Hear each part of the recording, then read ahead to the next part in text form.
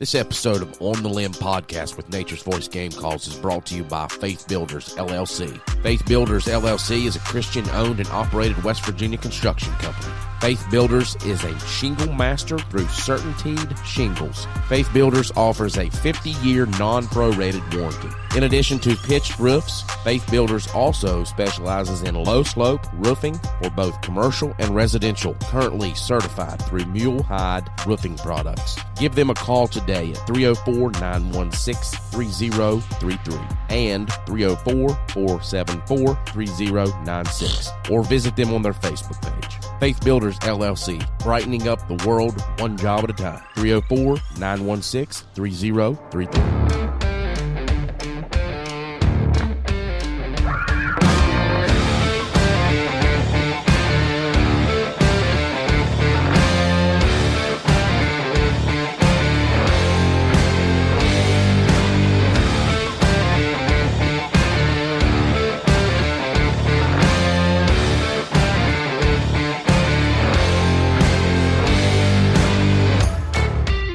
All right, guys, welcome to another episode of On the Limb podcast with Nature's Voice Game Calls. I'm flying solo this evening. Ain't got nobody here with me. Dan's hauling horses, transporting horses somewhere, and Dave's trying to find Jesus in Florida. So, no, I'm just kidding. We got a men's trip that we go on every year with our church, and it happens to be in Florida this year, but I wasn't able to make it. Very busy time of the year for us this year, especially with the podcast, turkey season coming around, got trade shows going on, work. It's just everything. So really busy. This evening, we got a great guest coming up all the way from New Mexico. Jeremy Gilbertson is the GIS GIS developer for Trout routes. And so please welcome with me, Jeremy Gilbertson. Jeremy, how you doing, sir? Doing well, Mike. Thanks for having me on. Thank you, sir. Appreciate you. Appreciate your time this evening. Oh, yeah. Excited to be here. Been, ran into your podcast last year, and it's been great listening to it. So excited to be a guest on here, too. Yeah, that's one of the things that we talked about today. So before we even invited you on as a guest, you already knew about the podcast, which is cool. Yeah, my buddy and I were on our way up to the Black Hills for our first Merriam's turkey hunt. And we're just, looking for things to listen to on the road trip. I had been turkey calling for a lot of years and think I'm decent at it, but we found your podcast on mouth call mechanics, and that was great to listen to. Picked up a few new tricks, and since then, I aspire to be an entrepreneur in the outdoor space, and it's been really cool hearing perspectives from other folks that you brought on. Yeah, that was a good episode that we had there with Shane Simpson, man. He's really talented when it comes to working a mouth call. Yeah, I thought I knew what I was doing until I listened to that. I got a ways to go. Yeah, he'll put a lot of people to shame when it comes to running those, but he's really good teacher, and he knows what he's talking about. So, just give us a brief rundown on your background. Yeah, I first got into fly fishing back when I was a kid. We had a cabin up in northern Minnesota. That's where I just started like every kid does, catching panfish on poppers, and kind of my love grew from there, and saw a bunch of magazines of guys fishing out west and couldn't wait to get into it. And, several years later, I got into GIS in college and really got passionate about it, mapping hunting trips. I also love to hunt deer, turkeys, elk, and everything. And was putting together some cool maps and found some new techniques. And just so happened that Trout Routes was a startup pretty close to my hometown. They're based in Minneapolis, Minnesota. Saw the job application and went for it. And, the rest is history. It just kind of worked out. Had a little bit of experience in cold water fisheries with the National Park Service. So that with the GIS was a great fit for where I got in now. Okay, nice. So for people that don't know, GIS stands for Geographic Information Systems, correct? Yep, that's right. So tell us a little bit about that. So GIS, the way I kind of explain it to people, it's like if you combine Google Earth with spreadsheets, it's really, working with any kind of data that has a physical place in space. Yep. Whether that, you can look at vegetation plots. My wife works for and so she's looking at how wildfires are affecting the landscape. So you can take data, on the landscape, or you can even model, in an engineering context, you can model a building in space in the city and do all sorts of analysis on that. Yeah, we do a lot of GIS stuff where I work, my daytime job. So I don't do a lot of it, but we implement a lot of it in our drawings and things. So, so topics for discussion. You guys just got the reason it was kind of weird the way we hooked up. So we were in St. Louis at the ATA show, and I messaged Eric, and I was like, "You guys going to be at the ATA?" And I think he kind of took it as the ATL because you guys were in Atlanta, I guess, right? That's right. Yep, we were down there for the second year in a row, and it's part of the Fly Fishing Show circuit. I think this was show number 3, and it's been a great circuit for us. A lot of really excited anglers down there. So how did that show go for you guys? Was it pretty good attendance, and you guys get some good reviews for the app and things? Yeah, it was a great show. There's a constant flow of people. We were surprised even on Friday, folks were showing up, and we were honestly pretty surprised. We thought there was going to be a lot of people that were new to the platform, but most people we talked to already had some familiarity with it. They're liking it, and good. Just kind of talking about some new updates that we had with them and getting them excited for the next fishing season. Yeah.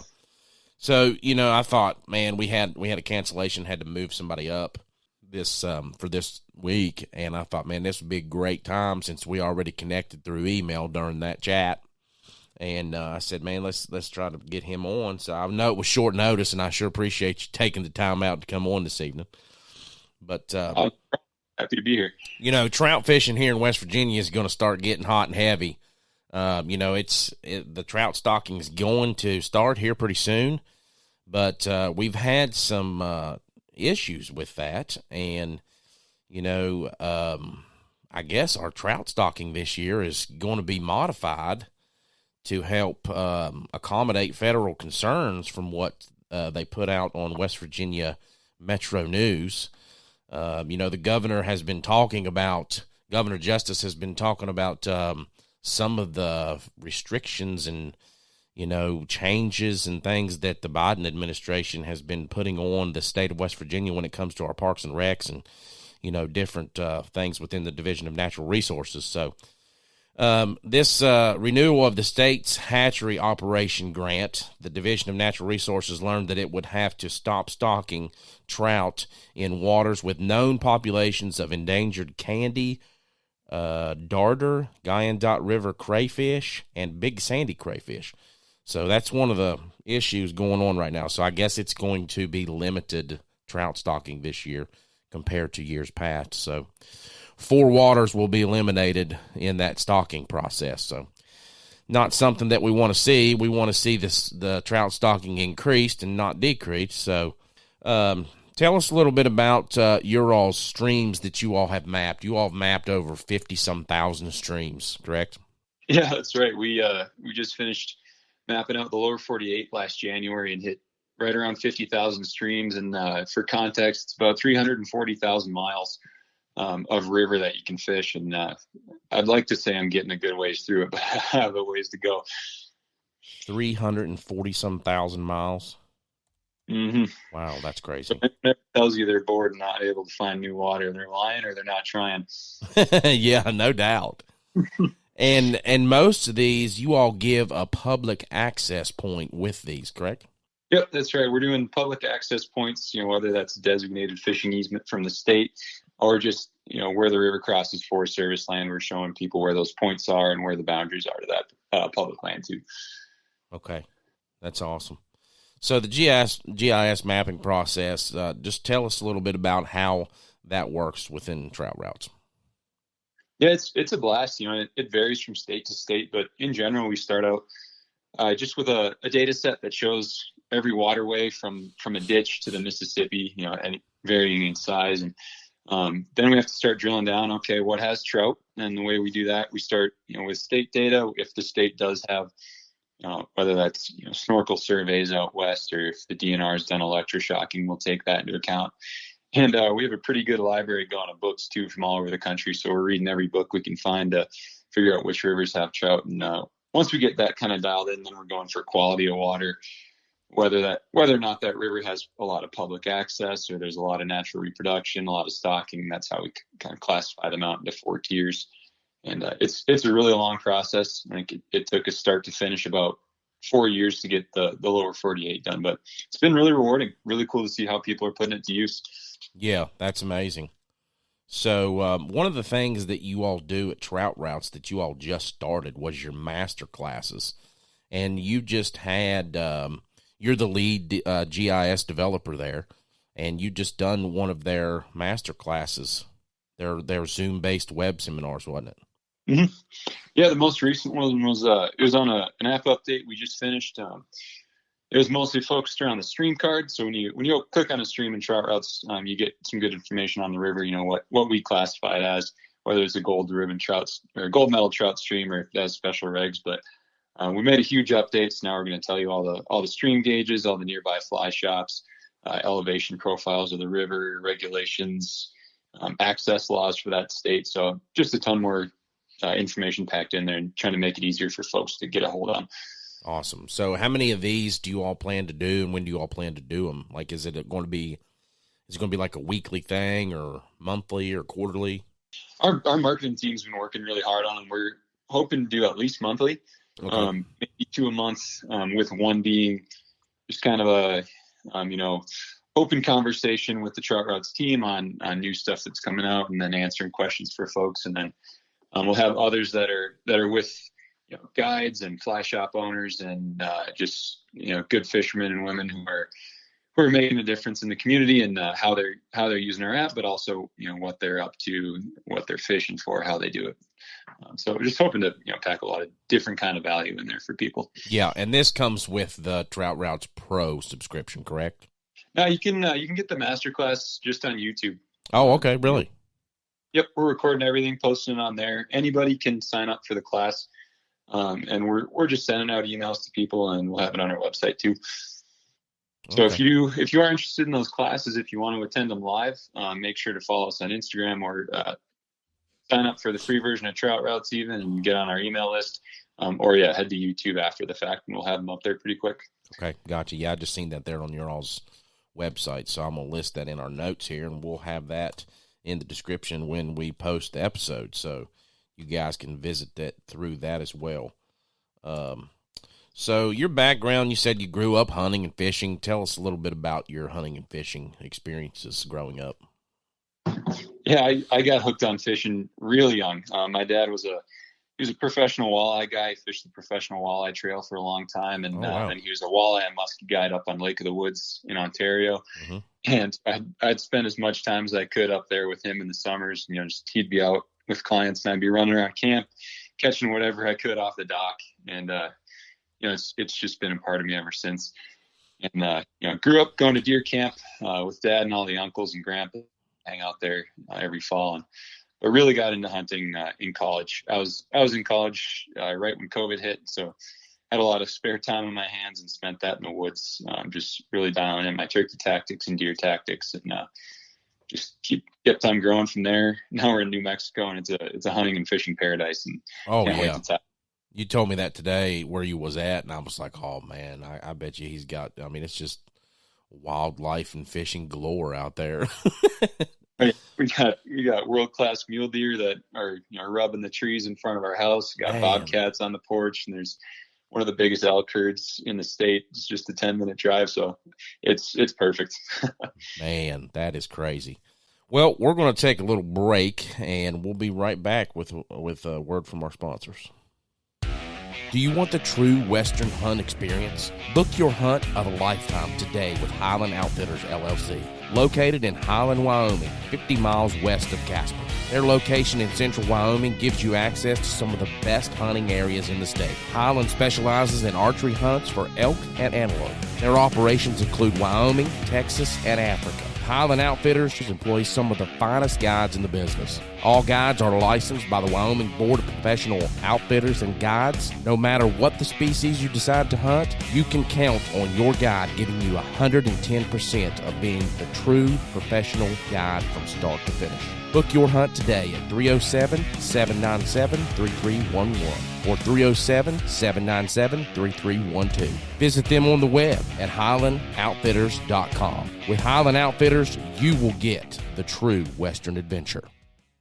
That was from one of our recent ad partners, Highland Outfitters. They're based, they have, stuff in Wyoming, Texas, and they've just picked up some big leases in Texas and I believe it's some part there in Wyoming, but it's for turkey and stuff. And they do have some things over in Africa as well that they do, so check them out if you get a chance. So one of the things that we like to do on our podcast is our salute to valor. I was talking to Jeremy earlier today, and I said, do you have anybody in your family or anything that has served in the military? And he said, yeah, matter of fact, my father did. So we're going to salute to Jeremy's father this evening. That's Brian Gilbertson out of Wilmer, Minnesota. He served in the Air Force, Staff Sergeant, 9 years of service, Buckley Air Force Base. He was not deployed overseas. Medals is Air Force Achievement Medals ×2, Air Force Commendation Medal, Organization Excellence Award ×2, Combat Readiness Medal ×2, Air Force Good Conduct Medal ×2, National Defense Service Medal, Operation Desert Storm, and he was discharged in January 7th of 1995. So thank you, Brian, for your service, and we appreciate that, and God bless you, sir. I want to thank everybody out there who is serving and who has served. We know how lucky we are in this country to be able to hunt and fish and just do the things we love without fear. If there's anything we can do too as a team, please reach out to Trout Routes. We're happy to hook up any veterans with discounts. But also, one of the cool things about these shows, like the one we just got back from, there's a lot of really great organizations out there that are getting vets and their families out on the water. Project Healing Waters comes to mind, and Fishing the Good Fight. So yeah, we'd love to connect you with any resources we can. Just send us an email and we'll get you set up. Yeah, do you all do a lot with Project Healing Waters? We have them tagged in this video. We have several chapters here in West Virginia, and we have worked alongside them, but not with them on anything recently. But we was at the Greenbrier Resort here in West Virginia, and they was a part of the media days up there. And they do some amazing things with veterans. Yeah, it's phenomenal work that they're doing. And yeah, we try to reach out to individual chapters, that we meet and that we can find online. And I think a couple of my teammates have given talks and presentations to their groups too. And not just how to use Trout Routes, but how to get more people on the water, how to use that as a platform to make a positive difference. Oh yeah, for sure. So what's anything new coming with Trout Routes? Anything that we can be looking for that you can talk about? We just had that update. So that's a big one we run into at shows, folks. Make sure your app's updating. Sometimes it doesn't update. We can't force that on your phone, so you got to do that. Otherwise, this spring we're adding a lot of software features. Can't talk about all of them yet, but we just added Trout Lakes onto Android. So if you're on the Android platform, you can get a hold of those. And we're hoping to further beef up Android and our web platforms, because those were, we first roll out stuff on iOS and then we roll it on Android and web. Okay. So anything us talk about on socials or any new features, that's going to be coming soon.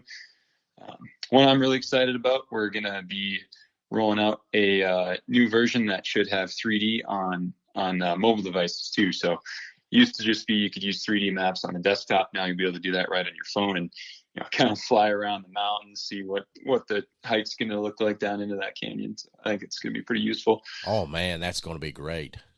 Yeah. Otherwise, it's going to be a big year for us. Got a lot of stuff on the roadmap, but we're being a little quiet about it until we can get that out there. We're real excited. No, I understand. I appreciate it. That's good to let people know about that update. I know that when I look at my phone, I have like 37 different apps that want to update at one time. And, all those things kind of, like you said, it's not a push. I don't guess it's an automatic push to send that through. I've never looked at it really, but my apps don't update on their own. I have to update every one of them. Yep. Yeah. I think it varies by phone, but it's pretty funny. At the shows, we'll have folks come up to the booth and say, "Oh, I saw you gave this talk on this feature, but I don't have it. What's going on? You giving me the wrong one." I'm like, "Well, have you gone to the App Store recently?" Or yeah. So is the primary user of your all's app mostly iOS and like with Apple, or is it does it vary like with both of them? Android. It's pretty heavy iOS. Okay. Yeah, Apple App Store seems to be a little bit easier for us to work with, and so we get that stuff out first, and then we can work on some of the bugs before we roll it out to the other platforms. Yeah, we've seen a big uptick in Apple. That's always been the number one device that people listen to our podcast on, so we get those different statistics and things like that. Yeah, I want to say it's something like 70-30 or maybe 80-20. It's pretty significant. Yeah, that's what I'm saying too. It's a pretty good bit. Well, do you what's next show you guys are going to? You got any other shows lined out that you guys are going to be going to? Yeah, we got a busy show season. So far we've been at we're up in Edison, we're in Denver, Idaho, and just got back from Atlanta. I think the next one will be Seattle and Pleasanton, so we'll be out on the West Coast. And I suppose the nearest one for the West Virginia crowd will be in Lancaster, Pennsylvania, March 2nd and 3rd. So if you do want to come, say hi, check out the app, ask us questions. We'll have a booth there too. Okay, cool. And what show would that be? That'd be the fly fishing. Oh yeah, good question. The fly fishing show in Lancaster, Pennsylvania. Okay, good deal. Nice. So with trout, do you see more people that fly fish, or is it just regular rod and reel? I mean, obviously fly fishing, I would think, but it seems to be something that people don't do very much anymore. Yeah, we really do see mostly fly fishers, and I don't know if that's just the crowds that come to the shows, or if that's where our marketing ends up. But yeah, it is heavy fly fishing, and we like to tell people, the trout are the same. It's the same trout, whether you're fishing with a fly rod or a spinning rod. And we don't discriminate. If you like to catch fish, go fish. Yeah, definitely.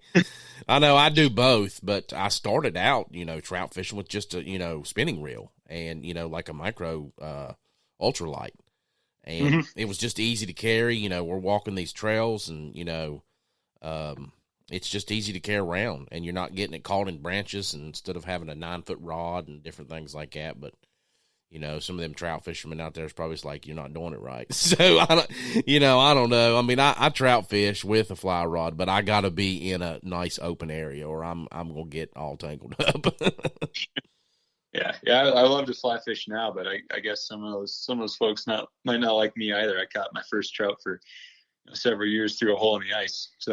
Oh, nice! I hear you. So you do a lot of ice fishing too.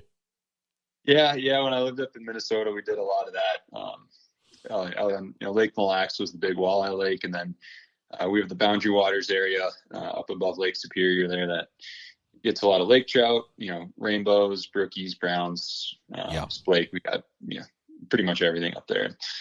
Now, did you guys go full bore and do it with like a shanty and all that stuff, to where you have, you have your heat inside and? Oh yeah. For trout, pretty minimalist. We're just hauling that stuff out on a sled. But if you haven't done it, get to the Midwest and do some walleye fishing. They do it right. You'll get a whole trailer with a kitchen and a TV and heater and everything. Yeah. It's kind of crazy. Some of them shanties that I see, man. It's like, it's really like a camper, like almost like an RV or something. With holes in the floor. Yeah, just drill you some holes in the floor and drag that thing out there. But isn't it they don't have ice out there this year? I don't think anybody's been really ice fishing. Yeah. So when they take those out there, there's regulations on how long they can leave them out there and different things like that, isn't it? Yeah. In Minnesota, up until I think the second week of March, you can just leave them out. But then after that, they have a rule: you have to check them every day just in case the ice is getting thin, stuff like that. Well, we've got warmer temps here in West Virginia, but I think that snow is still lurking around the corner and going to come back and visit us before we actually get into a good turkey hunting season. So, but it's you just never know anymore. You got El Nino this year, and I mean, it could do anything. The groundhog says it's going to be an early spring, but it's looking a little different. Yeah, it's been pretty wild out here too. I mean, the rest of the West was hurting for snow up until recently, and we have several feet, and it's pushing the elk and turkeys out of the high country. Wow, that's crazy. So you're what part of New Mexico are you in? You're in the mountainous areas? Yep. Yeah, we're in North Central, up at about 7,500 feet. Oh wow, man! I bet you that's great. Oh, it's beautiful. Yeah. Yeah. Plenty of trout too. Yep. Although most of our rivers up here are iced up right now in the higher elevation. So yeah, I'd say count the days. What was that you said? Sorry. Oh, most of our rivers up here in the high country are iced over, so I'm counting the days. Yeah. So, what hunting seasons do you all have in right now? Right now, rabbits and stuff are open season, but turkey doesn't open up till middle April. Okay. So you don't have no cat. I guess people hunt cats during this time, don't they? Yeah, I take that back. I think it's year-round cat season here until the quotas are hit in each unit. So there's a certain close down at the end of January too. Okay, so there's a certain amount that they will allow to be harvested. Yep, yeah, same for bear. Each unit gets a quota on total animals harvested, and then how many females can be harvested. And there's mandatory reporting, so just as soon as you get an animal down, you got to tag it and bring it into the station. And when they're, I think, to 90% of the quota, they turn the season off for the individual unit. Yeah. That's one of the things that I want to do. I mean, that's probably the next highest thing on my bucket list other than an elk hunt. I can tell you there's plenty of both of those things out here. I guarantee it. We have mountain lions running around our neighborhood, and they're dropping mule deer in people's backyards. Now, how does your elk process work out there? The elk, it's archery season, 2 archery seasons in September, and then various rifle seasons throughout the rest of the fall. And the one thing that's nice, it's one of the last states that's still a true lottery. And so, non-residents and residents don't have the same odds, but if you're, between non-residents, it's just a pure lottery across the board. You all got the same chance. Wow, that's pretty good. So non-residents, you said it's kind of like a draw? Yep. Yeah. Same for residents. Odds are still pretty low for non-residents, but at least it's equal. Yeah. How do they do that draw? Is it set up by different areas within the state that certain amounts that they can draw? Yep, exactly. There's got to be 30 or 40 units within the state, and you get to pick your top 3 and different tags for each unit too, so you can apply for archery, bull, first season, rifle, cow, late season, stuff like that, and just get to pick your 3 and hope you get lucky. Huh, that's pretty cool. Well, Jeremy, I think that about covers it for this evening, unless you got something else that you'd like to go over. Anything else you'd like to hit on Trout Routes app before we go? No, just say, folks, give it a try. We at these shows, we constantly get blown away by people who are using it, teaching us things. I mean, it's the coolest thing is you go to a show and have someone come up and tell you about how they found a trout stream in their backyard that they never even knew about. Using it. So, just never stop exploring water. One thing that we really believe in is that we're spreading people out and helping them find new water. Sometimes people's initial reaction to a trout map is that we're giving away all the secrets, but if you really take a look at what we're doing, we're putting every single river on the map there, and it's getting people off the tailwaters that get hit every day by 100 guys, and just hoping to help people fall in love with the sport and getting out in the mountains, finding those wild fish, whatever you like to do. Yeah, new waters, new places, and new faces. That's what we talk about on our ad with you guys that we're going to play here at the end of the show. But that's one of the things that I love about it. It's it instead of it's bringing people together, and like all the different recognition that you all give for the DNRs in these different states for the public accesses. But not only that, all the small businesses, like you all even list local fly shops that are near public accesses and your all streams that you all have mapped. Yeah, we got them all on here, and that'll be part of the new update too. Actually, if you click on a river, we'll show you, what's the nearest fly shop or what are the nearest 10 within 50 miles, phone number, websites, all on there. And we send people to into those shops. That's why we could post their fishing reports, but we'd rather you call them or stop by. Support those. Yeah, definitely. I think that's an awesome thing. All right, Jeremy. Well, we sure appreciate you coming on this evening. It's been a pleasure having you. Yeah, thank you, Mike. It's been great, and I'm looking forward to hearing what you all come out with this spring, and probably going to be putting an order in for a few turkey calls too here. Got to get tuned up. Yeah, you let me know the cuts that you like there, and like we discussed earlier today, and we'll get you some of those out. We'll get you some elk calls out there.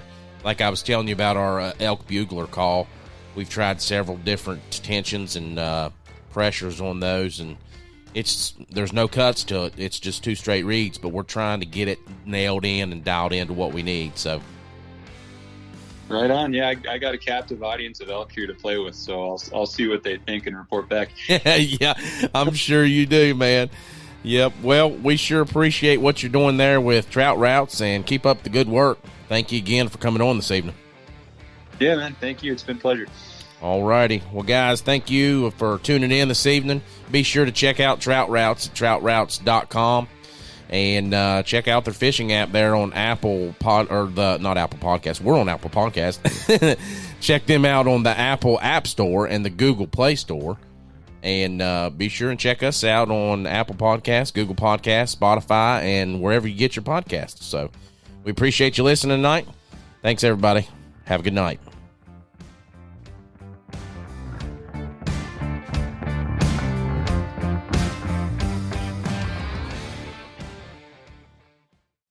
This episode of On the Limb with Nature's Voice Game Calls is brought to you by Trout Routes. Trout Routes is a premier fishing app that strives to empower trout anglers with information to help you go further and discover new waters, new places, and new faces. Check them out at troutroutes.com. Trout Routes is proud to be able to connect you to local resources and experts, such as fly shops, guides, local brands, and nonprofits. Be sure to check them out at troutroutes.com or the Apple App Store and Google Play Store to download the app today.